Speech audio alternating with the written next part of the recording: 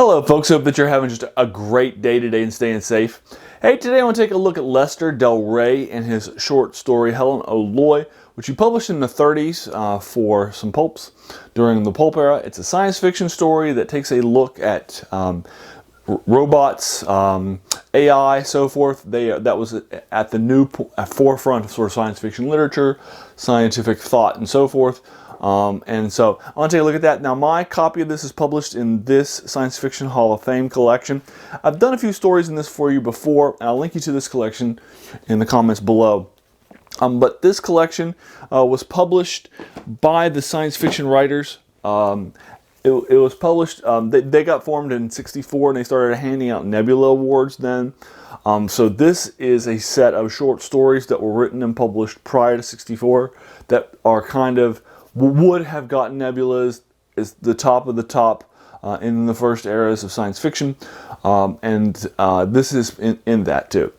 So we're taking a look at Helen O'Loy.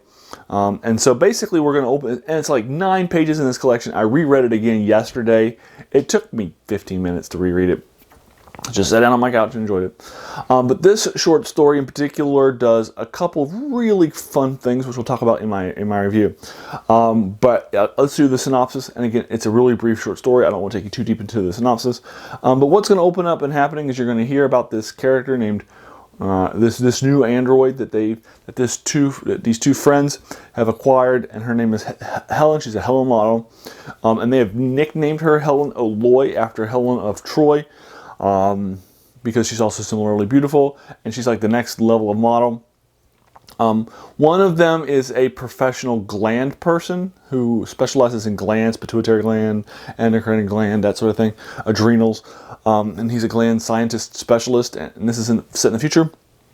And the other one is a sort of a cyberneticist, and they have each begin to teach the other one their sort of craft and trade.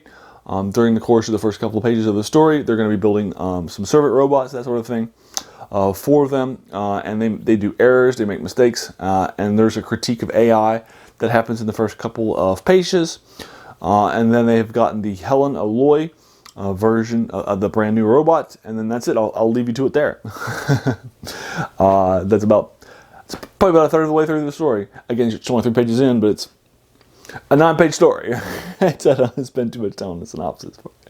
In my review, though, I do want to talk about how this early view of AI really contrasts with today's AI.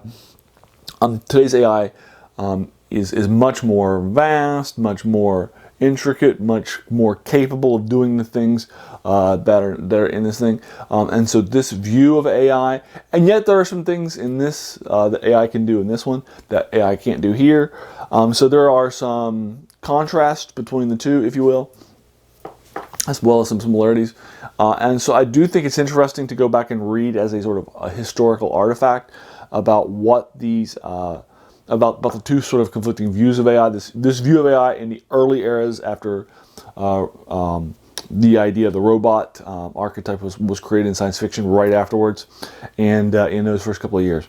Lester Del Rey is a big name in science fiction. This is my first time reviewing him. He was a big name in the pulp writer. He survived the transition from pulps to novels, and he published a number of science fiction novels. He then became the editor of arguably the biggest, most important brand out there, the Del Rey brand, which was named after him and his wife. His wife was also a big name in the field too, specifically as an editor. And she edited a lot of major science fiction writers. And anyway, both of them are big names in the science fiction field and helped to run the Del Rey brand of Random House that published science fiction and fantasy. That brand I actually trusted so much that I would sometimes buy books that were published from that brand as a kid growing up without on faith of the brand. In fact, that's how I encountered H.P. Lovecraft. H.P. Lovecraft was rebranded by Del Rey in the 90s.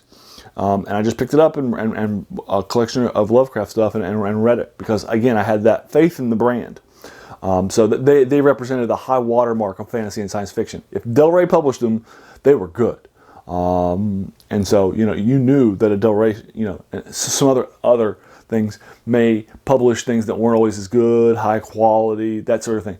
But Del Rey published it. It was they tended to be the best in the field during the Lester Del Rey and his wife run on that editorial thing. So he's done a lot of influence in the world, not only as a writer, but also as the guy on the Del Rey imprint of Random House Publishers too. So there you are. I'll go ahead and leave you to it. Have you read Helen O'Loy or anything else by Lester Del Rey? I'd be happy to kind of talk with you about it further and in the comments below. Thank you so much for your time. If you enjoyed this video, please feel free to hit that subscribe button. There's going to be so many more reviews of these to follow. And finally, I just want to thank you for taking some time out of your day and watching the video. We all have so many things happening in our lives, particularly now. So the fact that you spent this time with me is really, really humbling. And I appreciate that. So thanks again.